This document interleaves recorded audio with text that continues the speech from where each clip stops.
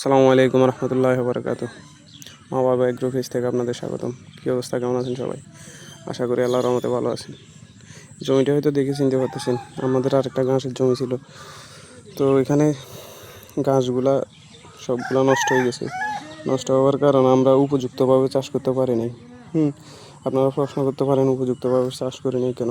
আসলে তখন আমরা এত তাড়াহুড়োর মধ্যে ছিলাম, আমরা গরু নিয়ে ফেলছি এতগুলো ছাগল। তখন আবার এই শীতের সিজন ছিল, ঘাস ছিল না চারিদিকে। তো তাড়াহুড়োর মধ্যে লাগাই ফেলছি।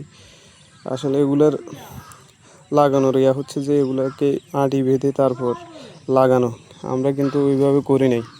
আমরা জমিটাকে চাষ দিয়ে তারপর গর্ত করে করে লাগাই দিছিলাম। তো এই জন্য এখন বর্ষা আসছে, বর্ষার কারণে ঘাসগুলা আপনার পানির মধ্যে ডুবে পানিতে থাকলে মারা যায়। এগুলা বর্ষাতে পানিতে খুব একটা হয় না। তো ওই জন্য আমাদের ঘাসগুলো প্রায় নষ্ট হয়ে গেছে। তো ইনশাল্লাহ পুরোপুরি পানি হলে আবার অন্য কিছু ঘাস আছে, ঘাসের কাটিং আছে, ওইগুলো লাগাবো ইনশাল্লাহ। তো দোয়া করবেন সবাই।